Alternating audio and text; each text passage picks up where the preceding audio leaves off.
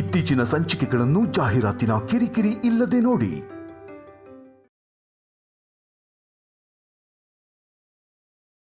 ನಿಮ್ ಅತ್ತೆ ಮಾವ ನಾನು 3 ಜನ ಸೇರಿ ನಿನಗೆ ಮದ್ವೆ ಮಾಡಿಸ್ಬೇಕು ಅಂತಿದೀವಿ. ನಿಮ್ಮಿಬ್ರಿಗೂ ಇಷ್ಟ ಆದ್ರೆ ಮಾಡಿಸ್ಬಿಡೋದೆ.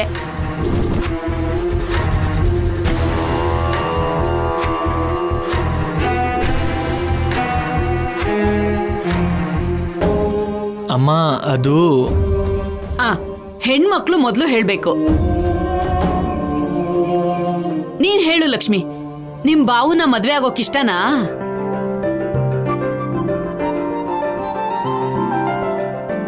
ನನಗೆ ಅತ್ತೆ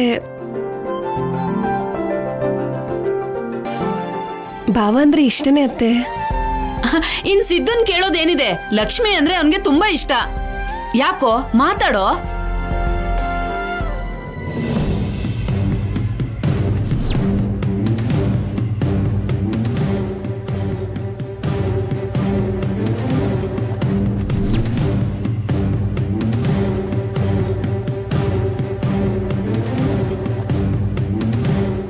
ಹೇಳೋ. ನಿನ್ನಿಷ್ಟ ಅಮ್ಮ.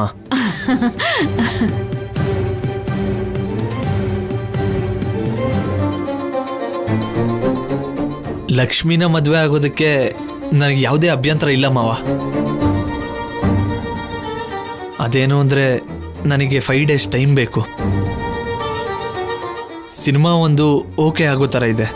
ಅದು ಓಕೆ ಆದರೆ ಒಂದು 6 ತಿಂಗಳ ನಂತರ ಮದುವೆ ಇಟ್ಕೊಳ್ಳೋಣ.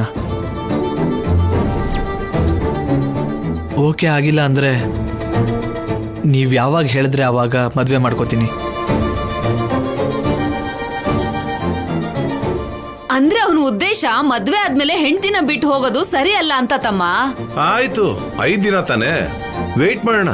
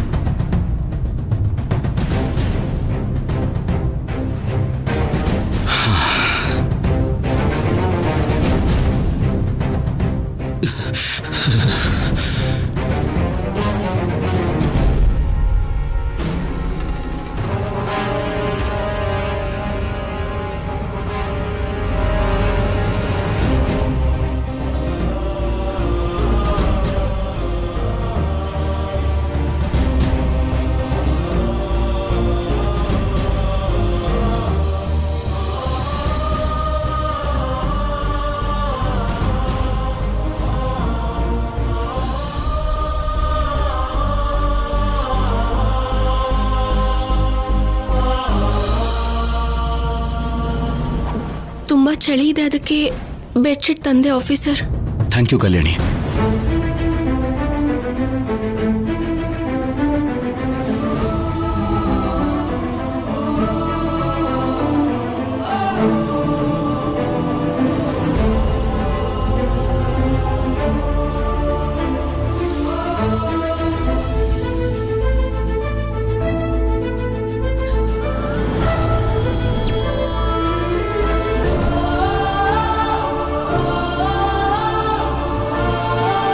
ಯಾಕತ್ತೆ ಹಾಗೆ ನೋಡ್ತಿದ್ದೀರಾ? ನಿನಗ್ ನಿಜವಾಗ್ಲೂ ಬುದ್ಧಿ ಇಲ್ವೇ? ಏನಾಯ್ತು ಅತ್ತೆ? ನೆನ್ನೆವರೆಗೂ ನೀನು ಮಾಧುರಿ ಮಗಳು ನನ್ನ ಮಗನ್ನ ಮೋಡಿ ಮಾಡಿ ಸೆರ್ಗ ಗಂಟು ಹಾಕೊಂಡಿದ್ಯಾ ಅಂತ ನಿನ್ ಮೇಲೆ ತುಂಬಾನೇ ಕೋಪ ಇತ್ತು. ಆದ್ರೆ ಆ ಸಂಪದನ ಮನೆ ಕರ್ಕೊಂಡ್ ಬಂದು ನಿನಗ್ ಸೌತೆ ಮಾಡಿದ್ರು. ನೀನ್ ಅವನ್ ಜೊತೆ ಜಗಳ ಮಾಡಿ ಆ ದರಿದ್ರನ ಮನೆಯಿಂದ ಹೊರಗೆ ಹಾಕೋದನ್ನ ಬಿಟ್ಟು ಅವಳಿಗೆ ಅಡಿಗೆ ಮಾಡ್ತಾ ಊಟ ತಗೊಂಡು ಹೋಗ್ಕೊಟ್ಟು ಅವಳಿಗೆ ಸೇವೆ ಮಾಡ್ತಾ ಇದ್ರೆ ನನಗ್ ಹೊಟ್ಟೆ ಉರಿತಾ ಇದೆ. ಆದ್ರೂ ನೀನ್ ನನ್ಗಿಷ್ಟ ಆಗೋ ಹಾಗೆ ನನ್ನ ಮೆಚ್ಚೋ ಹಾಗೆ ಯಾವತ್ತಿದ್ಯಾ ಅಂತ ಇವತ್ತಿರೋದಿಕ್ಕೆ? ನಿಮ್ಮಮ್ಮ ಹೋದ್ಲು ಅಂತ ಮನೆಗ್ ಬಂದೆ. ನಿಮ್ಮಮ್ಮ ಮಾಧುರಿ ಅಂತ ಹೇಳಿ ಈ ಮನೇಲಿ ಸುನಾಮಿನೇ ಸೃಷ್ಟಿ ಮಾಡ್ಬಿಟ್ಟೆ. ಆದ್ರೆ ಮನೇಲಿ ಸಮುದ್ರದಲ್ಲಿ ನದಿ ಬೆರ್ತ ಹಾಗೆ ಬೆರ್ತ ಹೋಗ್ಬಿಟ್ಟೆ. ಕೊನೆಗ್ ನನಗೆ ತಲೆನೋವಾಗಿ ಬದಲಾದೆ. ಈಗ ಶೌರ್ಯ ಸಂಪದನ ಕರ್ಕೊಂಡ್ ಬಂದು ಇದ್ದಿದ್ದ ತಲೆನೋವನ್ನ ಇನ್ನೂ ಜಾಸ್ತಿ ಮಾಡ್ಬಿಟ್ಟ. ಆದ್ರೂ ನನಗೆ ಗೊತ್ತಿಲ್ಲದೆ ಒಂದು ಪ್ರಶ್ನೆ ಕೇಳ್ತೀನಿ. ನನಗೆ ಇಷ್ಟೆಲ್ಲ ಉರಿತಾ ಇದೆ, ನಿನಗೇನು ಅನ್ನಿಸ್ತಿಲ್ವೇನೆ? ಅವಳು ಕೈ ಕಾಲ್ನ ಮುರಿದು ತಿಪ್ಪಿಗೆ ಬಿಸಾಕ್ಬೇಕು ಅಂತ ಅನ್ನಿಸ್ತಿದೆ ನನ್ಗೆ. ಆದ್ರೆ ನನ್ ಪುತ್ರ ರತ್ನ ತನ್ನ ಮೇಲೆ ಆಣೆ ಮಾಡಿಸ್ಕೊಂಡಿದ್ದಾನೆ ಅಂತ ಸುಮ್ನಿದ್ದೀನಿ. ಅಷ್ಟಕ್ಕೂ ಅವಳಿಗಲ್ಲ, ಇವನಿಗೆ ಮೊದ್ಲು ಸೇವೆ ಮಾಡೋದನ್ನ ನಿಲ್ಸು, ಅವನೇ ದಾರಿಗೆ ಬರ್ತಾನೆ. ತಾಳಿ ಕಟ್ಟಿರೋ ಗಂಡ ಚಳಿಲಿ ಮಲಗಿರುವಾಗ ನೋಡ್ಕೊಂಡು ಹೇಗ್ ಸುಮ್ನಿರ್ಲಿ ಅತ್ತೆ? ಅದು ಹಾಗೆ ಹೇಳಮ್ಮ ನಿಮ್ಮ ಅತ್ತೆಗೆ. ಅದೇ ನಾನ್ ಚಳಿಲಿದ್ರೆ ನನ್ ಗಂಡಂಗ್ ಹೀಗೆ ಆಗ್ಬೇಕು ಅಂತ ನಿಮ್ಮತ್ತೆ ಸಂತೋಷ ಪಡ್ತಾ ಇದ್ಲು. ಸ್ವಲ್ಪ ಬಾಯ್ ಮುಚ್ತೀರಾ? ಮಹಾರಾಣಿ ತರ ಅವಳನ್ನ ರೂಮಲ್ಲಿ ಮಲ್ಕೋ ಅಂತ ಹೇಳಿ ಸೇವಕಂತರ ಇವನ್ ಇಲ್ಲಿ ಬಂದ್ ಮಲ್ಕೊಳ್ಳೋ ಅಂತ ಕರ್ಮ ಏನ್ರಿ ಇವನ್ಗೆ?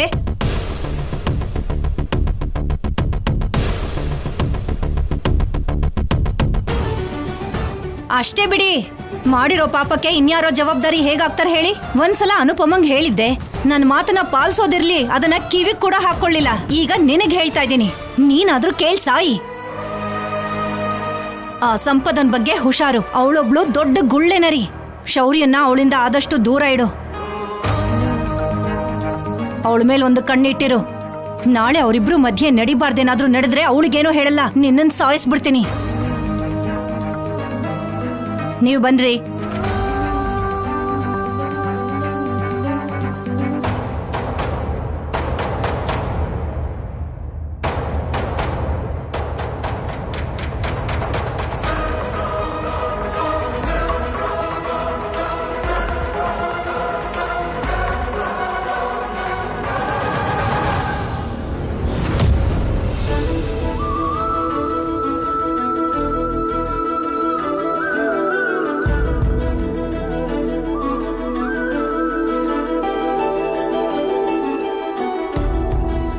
ಇನ್ನೇನ್ ಬೇಕಿದ್ರು ಹೇಳ್ತೀನಪ್ಪ. ಸರಿ ಅಮ್ಮವ್ರೆ. ಅನುಪಮ, ಏನಮ್ಮ? ಪೂಜೆ ಏರ್ಪಾಡೆಲ್ಲ ಆದಾಗೇನೆ ಅಲ್ವೇನಮ್ಮ? ಎಲ್ಲ ಆದಾಗೆ ಅಮ್ಮ. ಕಲ್ಯಾಣಿ ಪೂಜೆಗೆ ಸಿದ್ಧವಾಗಿದ್ದಾಳ? ಇನ್ನೂ ಇಲ್ಲಮ್ಮ, ಈಗಷ್ಟೇ ಹೋಗಿ ಮಲ್ಕೊಂಡ್ಲು. ಬೇಗ ಸಿದ್ಧ ಆಗು ಅಂತ ಹೇಳು. ಸರಿ ಅಮ್ಮ. ಅತ್ತೆ, ಶೌರ್ಯನ್ ಮೊದಲನೇ ಹೆಂಡತಿ ಸಂಪದ ಕೂಡ ಮನೇಲೇ ಇದ್ದಾಳಲ್ವಾ? ಮತ್ತೆ ಪೂಜೆಯಲ್ಲಿ ಅವಳು ಶೌರ್ಯನ್ ಪಕ್ಕ ಕೂತ್ಕೋತೀನಿ ಅಂದ್ರೆ? ಹುಚ್ಚುಚ್ಚಾಗಿ ಮಾತಾಡ್ಬೇಡ. ಅಮ್ಮನವ್ರ ಮುಂದೆ ಇರೋದಕ್ಕೆ ನಿನ್ ಕೆನೆಗೇಟ್ ಬೀಳಲಿಲ್ಲ.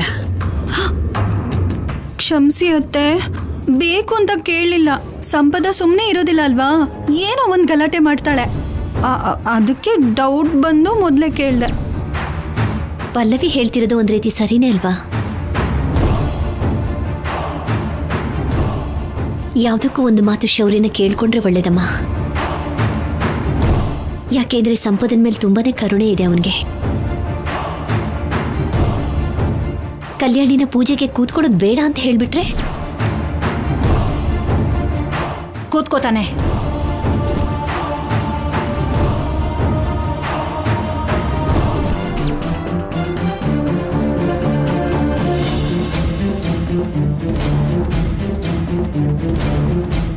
ಶೌರ್ಯ ಪೂಜೆಲಿ ಕಲ್ಯಾಣಿ ಪಕ್ಕದಲ್ಲೇ ಕೂತ್ಕೋತಾನೆ. ನಾನು ಒಪ್ಪಿಸ್ತೀನಿ.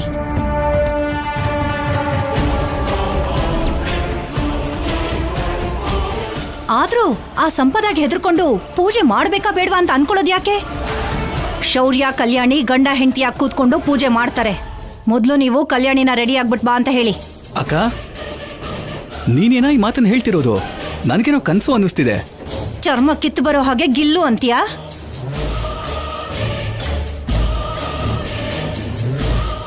ಆ ಸಂಪದ ಏನ್ ಮೋಡಿ ಮಾಡಿದಳೋ ಏನೋ, ಶೌರ್ಯನ ಬದಲಾಯಿಸ್ಬಿಟ್ಟಿದ್ದಾಳೆ. ಮರ್ಯಾದೆನ 3 ಕಾಸಗ ಹರಾಜಾಕ್ದವಳನ್ನ ಕರ್ಕೊಂಡು ಬಂದು ಮನೇಲಿ ಇಟ್ಕೊಂಡಿದ್ದಾನೆ. ಅವಳು ನೋಡ್ತಿದ್ರೆ ನನಗೆ ಮೈಯೆಲ್ಲ ಉರಿಯತ್ತೆ. ಇದೇನು ಅದಕ್ಕೆ ಪಾರ್ಟಿ ಬದಲಾಯಿಸ್ಬಿಟ್ರು? ಸಂಪದ ಮೇಲಿನ ಕೋಪದಿಂದ ಶತ್ರುಗಳ ಪಾರ್ಟಿಗೆ ಕಾರ್ಯಕರ್ತೆಯಾಗಿ ಬದಲಾಗ್ಬಿಟ್ರು. ಶೌರ್ಯ ನಿನ್ ಮಾತು ಕೇಳ್ತಾನ ದಮಯಂತಿ?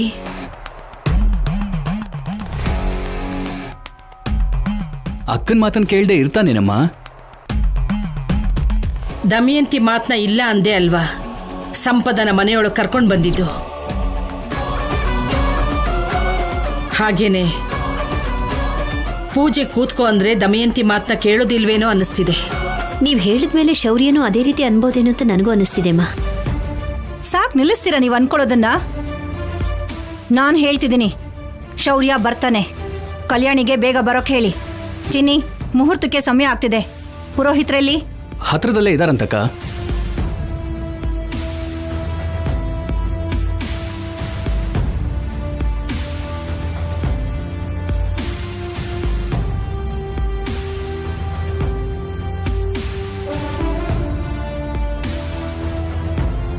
ಶೌರ್ಯ, ಎಲ್ಲಿಗೋ ಫೈಲ್ ಹಿಡ್ಕೊಂಡು ರೆಡಿ ಆಗಿದ್ಯಾ? ಅಮ್ಮ, ಸ್ಟೇಷನಲ್ಲಿ ವರ್ಕ್ ಇದೆಯಮ್ಮ, ಹೋಗಿ ಆದಷ್ಟು ಬೇಗ ಬರ್ತೀನಿ. ಅದೇನೋ ಇವತ್ ಮನೇಲಿ ಪೂಜೆ ಇದೆ ಅನ್ನೋದು ಗೊತ್ತು ತಾನೆ? ಅಮ್ಮ, ನೀವು ಮುಂದುವರಿಸಿ, ನಾನು ಬರ್ತೀನಿ. ಇದು ನಾವು ಮಾಡೋ ಅಂತ ಪೂಜೆ ಅಲ್ಲಪ್ಪ. ನಿನ್ನೆ ಅಮ್ಮನವ್ರ ಪೂಜೆ ನಿಂತು ಹೋಗಿದೆ. ಅದು ಮನೆಗೆ ಒಳ್ಳೇದಲ್ಲ. ಅದಕ್ಕೆ ಇವತ್ತು ನೀನು ಕಲ್ಯಾಣಿ ಕೂತ್ಕೊಂಡು ಪೂಜೆ ಮಾಡಬೇಕು. ಅಮ್ಮ, ಸ್ವಲ್ಪ ಯೋಚನೆ ಮಾಡಮ್ಮ. ಸಂಪದ ನಮ್ಮನೇಲಿದ್ದಾಳೆ, ಅದು ಅಲ್ಲದೆ ಅವಳು ನೋವಲ್ಲಿದ್ದಾಳೆ. ಹೀಗಿರುವಾಗ ನಾನು ಕಲ್ಯಾಣಿ ಇಬ್ರು ಪೂಜೆ ಕೂತ್ರೆ ಅವಳಿಗೇನು ಅನ್ಸ್ಬಾರ್ದು. ಅವಳ ಜೀವನ ಹೀಗಾಗೋಯ್ತಲ್ಲ ಅಂತ ಸಂಪದ ಇನ್ನೂ ನೋವಲ್ಲಿದ್ದಾಳೆ. ಅನುಭವಿಸ್ಲಿ ಬಿಡೋ, ಮಾಡಿರೋ ತಪ್ಪು ಅಂಥದ್ದೇ. ಮತ್ತೆ ತ್ರೇತಾಯುಗ ದ್ವಾಪರ ಯುಗದ ಹಾಗೆ ಈ ಜನ್ಮದಲ್ಲಿ ಮಾಡಿರೋ ತಪ್ಪುಗಳನ್ನ ಇನ್ನೊಂದು ಜನ್ಮದಲ್ಲಿ ಅನುಭವಿಸೋದಕ್ಕೆ ಆಗಲ್ಲ. ಇದು ಕಲಿಯುಗ. ಈ ಜನ್ಮದಲ್ಲಿ ಮಾಡಿರೋ ಪಾಪಕ್ಕೆ ಶಿಕ್ಷೆ ಈ ಜನ್ಮದಲ್ಲೇ ಸಿಗತ್ತೆ ಅಷ್ಟೇ. ಆದ್ರೂ ಅವಳು ಬೇಜಾರು ಮಾಡ್ಕೋತಾಳೆ ಅಂತ ನಮ್ಮನೇಲಿ ನಡೆಯುವಂತ ಶುಭ ಕಾರ್ಯನ ಮುಂದೆ ಹಾಕೋದು ನಿಲ್ಸೋದು ಅವಿವೇಕ, ಅನಿಷ್ಟ ಕೂಡ. ಅದು ಹಾಗಲ್ಲಮ್ಮ. ಶೌರ್ಯ, ನೀನ್ ನನ್ನ ಮಾತು ಕೇಳ್ದೆ ಗೋಡೆನ ಒಡೆದು ಹಾಕ್ದೆ. ನಾನು ಏನು ಹೇಳಲಿಲ್ಲ. ನಾನು ಎಷ್ಟೇ ಕಿರ್ಚಿದ್ರು ಎಷ್ಟೇ ಹೇಳಿದ್ರು ನನ್ನ ಮಾತನ್ನ ಲೆಕ್ಕಕ್ಕೆ ಹಾಕೊಳ್ದೆ ಆ ಸಂಪದನ ಮನೆಗೆ ಕರ್ಕೊಂಡು ಬಂದೆ. ಆಗ್ಲೂ ನಾನು ನಿನಗೇನು ಹೇಳಲಿಲ್ಲ. ಅಮ್ಮ ಏನು ಹೇಳ್ತಿಲ್ವಲ್ಲ ಅಂತ ಮನೆ ಮರ್ಯಾದೆ ಹೋಗೋ ಅಂತ ಕೆಲಸ, ಮನೆಗೆ ಅನಿಷ್ಟ ಆಗೋ ಅಂತ ಕೆಲಸ ಮಾಡಿದ್ರೆ ನೋಡ್ತಾ ನಾನು ಸುಮ್ಮನೆ ಇರಲ್ಲ. ನೀನ್ ಹೀಗೆ ಅವಳ ಪರ ವಹಿಸ್ಕೊಂಡು ಅವಳ ಬಗ್ಗೆ ಯೋಚನೆ ಮಾಡ್ತಾ ಇದ್ರೆ ನನ್ನ ಕೋಪ ನೆತ್ತಿಗೇರುತ್ತೆ. ಒಂದಲ್ಲ ಒಂದಿನ ನಿನ್ ಗನ್ ತಗೊಂಡು ಅವಳನ್ನ ಸುಟ್ಟು ಹಾಕ್ಬಿಡ್ತೀನಿ. ಅವಳ ಮೇಲೆ ಒಂದು ಸೊಳ್ಳೆ ಕೂತ್ಕೊಳ್ಳೋಕ್ಕೂ ಅವಕಾಶ ಇಲ್ಲ ಅಂತ್ಯಾ? ಆ ಗನ್ನಿಂದ ನಾನೇ ಸುಟ್ಕೊಂಡು ಸತ್ತೋಗ್ತೀನಿ. ಅಮ್ಮ, ಆವಾಗ್ಲಾದ್ರೂ ಈ ಮನೇಲಿ ನಡೀತಾ ಇರೋ ದರಿದ್ರ ನೋಡೋದಾದ್ರೂ ತಪ್ಪತ್ತೆ ನನ್ಗೆ.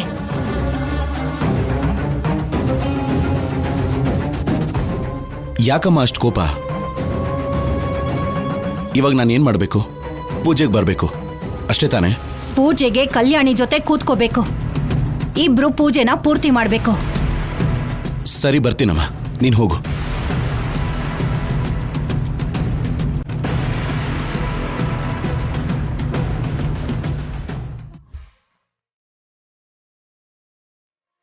ಮಹಾಲಕ್ಷ್ಮಿಗೆ ನಿನ್ ಪ್ರೀತಿ ಹೇಗ್ ಗೊತ್ತಾಗುತ್ತೆ? ನಿಮ್ಮ ಅಪ್ಪ ಅಮ್ಮ ಒಪ್ಕೊಳ್ಳೋಕ್ ಮುಂಚೆ ನಿನ್ ಹೆಸರನ್ನ ಅಚ್ಚೆ ಹಾಕ್ಸ್ಕೊತೀನಿ ಅಂತಿದ್ದಾನೆ. ನಿನ್ನಿಷ್ಟ ಅಮ್ಮ.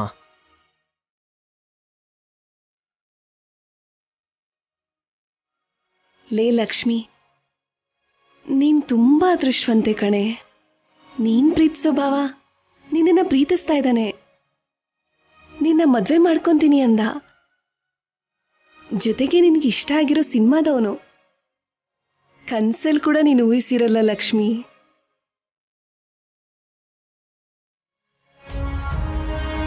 ಬೇಗ ಬೇಗ ಮದ್ವೆ ಆಗಿ ಭಾವ ದೊಡ್ಡ ಡೈರೆಕ್ಟರ್ ಆದ್ರೆ ಆಮೇಲೆ ನಾನು ಭಾವ ಸೇರಿ ಹೀರೋ ಹೀರೋಯಿನ್ ಆಗಿ ಒಂದು ಸಿನಿಮಾ ಮಾಡ್ಬೋದು.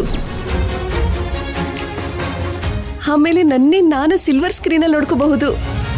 ನಾನು ಭಾವ ಸೇರಿ ಒಳ್ಳೆ ಒಳ್ಳೆ ಲೊಕೇಶನ್ಸ್ ಅಲ್ಲಿ ಡ್ಯುಯೆಟ್ಸ್ ಮಾಡ್ಕೋಬಹುದು.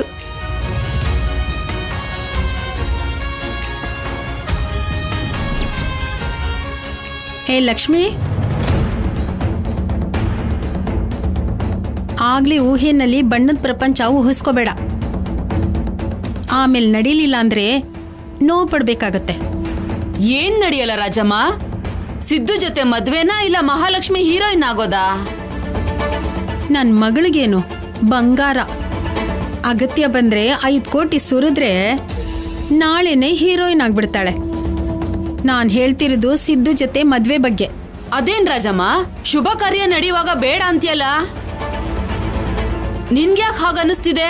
ಖಂಡಿತವಾಗ್ಲೂ ಮದ್ವೆ ನಿಂತೋಗತ್ತೆ ಅಂತ ಹೇಳ್ತಿಲ್ಲ. ಒಂದ್ ವೇಳೆ ಮದ್ವೆ ಏನಾದ್ರೂ ನಡೀಲಿಲ್ಲ ಅಂದ್ರೆ ನನ್ನ ಮಗಳಿಗೆ ಹುಷಾರಾಗಿರು ಅಂತ ಹೇಳ್ತಿದ್ದೀನಿ ಅಷ್ಟೆ. ಆದ್ರೂ ಇವಾಗೆಲ್ಲ ಹಸೆ ಮನೆವರೆಗೂ ಬಂದಿರೋ ಮದ್ವೆನೇ ನಿಂತೋಗ್ಬಿಡತ್ತೆ. ಅದಕ್ಕೆ ಹೇಳ್ದೆ. ನೀನ್ ಯಾಕೆ ಅಷ್ಟೊಂದು ಭಯ ಪಡ್ತಿದ್ಯಾ? ಭಯ ಪಡ್ದೆ ಇನ್ನೇನ್ ಮಾಡ್ಲಿ, ಒಂದ್ ಹೆಣ್ಮಗಳು ಜೀವನ ಅಲ್ವಾ. ಲಕ್ಷ್ಮಿ, ಒಳಗಡೆ ಬಾ, ಕೆಲ್ಸ ಇದೆ. ಬಾ, ಕೆಲ್ಸ ಇದೆ. ಈ ರಾಜಮ್ಮ ಮನ್ಸ್ಫೂರ್ತಿಯಾಗಿ ಒಪ್ಕೊಂಡಿಲ್ಲ ಅನ್ಸುತ್ತೆ. ಯಾವುದೇ ಕ್ಷಣದಲ್ಲಾದ್ರೂ ಇವಳು ಮನ್ಸು ಬದಲಾಗ್ಬೋದು. ಆದಷ್ಟು ಬೇಗ ಸಿದ್ದು ಮಹಾಲಕ್ಷ್ಮಿ ಮದ್ವೆನ ಮಾಡಿ ಮುಗಿಸ್ಬೇಕು.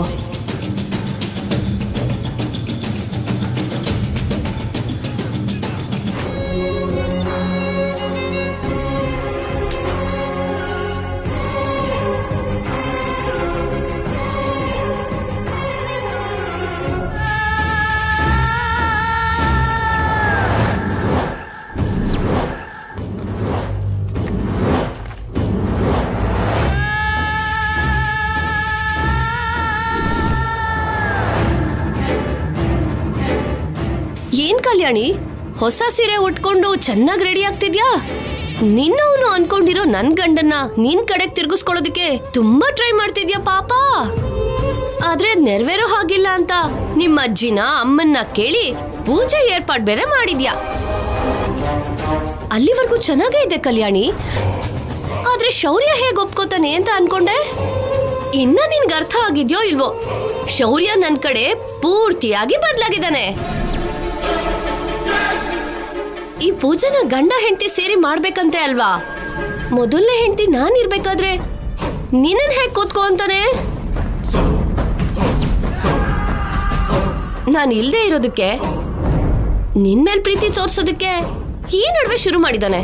ಅದಕ್ಕೆ ಕಾರಣ ಏನು ಅಂದ್ರೆ ನೀನ್ ನನ್ ಮಗನ್ಗೆ ಆಯಾ ಹಾಗೆ ಕೆಲ್ಸ ಮಾಡ್ತಿರೋದು. ಇವಾಗ ನಾನು ವಾಪಸ್ ಬಂದ್ಬಿಟ್ಟೆ. ಶೌರ್ಯಂಗ್ ಇವಾಗ ನನ್ ಮೇಲೆ ಕೋಪನೇ ಇಲ್ಲ, ಕರುಣೆ ಮಾತ್ರನೇ ಇದೆ. ಒಂದ್ ವೇಳೆ ನಿಮ್ಮ ಅಜ್ಜಿಯವರು ಬಲವಂತವಾಗಿ ಶೌರ್ಯನ್ ಪಕ್ಕ ಕೂರ್ಸೋದಕ್ಕೆ ಟ್ರೈ ಮಾಡಿದ್ರೆ ನಾನ್ ಮುಖ ಸ್ವಲ್ಪ ಸಪ್ಪಗ್ ಮಾಡ್ಕೊಂಡ್ರೆ ಸಾಕು, ಕರ್ಗ್ ಹೋಗ್ತಾನೆ. ನಾನೇ ಒಂದ್ ಪಕ್ಕ ಕೂತ್ಕೋ ಅಂತ ಹೇಳ್ತಾನೆ. ಇಷ್ಟು ಮಾತ್ರಕ್ಕೆ ನೀನ್ ರೆಡಿ ಆಗೋದು ಅಗತ್ಯನಾ ಹೇಳು? ಆಯ್ತಾ ನೀನ್ ಮಾತಾಡಿದ್ದು? ಅಷ್ಟಕ್ಕೂ ನೀನ್ ಏನ್ ಅನ್ಕೊಂಡಿದ್ಯಾ? ನನ್ ಗಂಡನ್ ಬಗ್ಗೆ ಏನ್ ಅನ್ಕೊಂಡಿದ್ಯಾ? ಮಾತೆತ್ತಿದ್ರೆ 2 ವರ್ಷ ಸಂಸಾರ ಮಾಡಿದೀನಿ ಅಂತಿರ್ತೀಯ. ಆದ್ರೆ ನನ್ ಗಂಡನ್ ಬಗ್ಗೆ ನಿನಗ್ ಸಂಪೂರ್ಣವಾಗಿ ಗೊತ್ತಿಲ್ಲ. ಅವರು ಪೂಜೆಗೆ ನಿನ್ನ ಕೂರಿಸ್ಕೊಳ್ತಾರೆ ಅಂತ ಹೇಗ್ ಅನ್ಕೊಳ್ತೀಯ? ಈ ಪೂಜೆ ನಿಮ್ಮನೆಯವರು ಏರ್ಪಾಟ್ ಮಾಡಿದಾರಾ ಅಥವಾ ನೀನು ಆಫೀಸರ್ ಚೆನ್ನಾಗಿರ್ಲಿ ಅಂತ ದಮಯಂತಿ ಅತ್ತೆ ಏರ್ಪಾಟ್ ಮಾಡಿದಾರಾ? ಸರಿ, ಅದ್ ಬಿಟ್ಬಿಡು. ಆಫೀಸರ್ ಇನ್ನೂ ನಿನ್ ಗಂಡ ಅಂತ ಭ್ರಮೇಲಿದ್ಯಲ್ಲ, ಆಫೀಸರ್ ಏನಾದ್ರೂ ನಿನ್ಗೆ ಬಂದ್ ಹೇಳಿದಾರಾ? ಸಂಪದ ಕೇಳಿಸ್ಕೋ, ನಿನ್ನ ನಾನು ಮರೆಯೋಕಾಗ್ತಿಲ್ಲ. ನಿನ್ನ ಬೇಡ ಅಂತ ಹೋದ್ರು ನಾನು ಇನ್ನೂ ನಿನ್ನೆ ಹೆಂಡತಿ ಅನ್ಕೊಂಡಿದೀನಿ.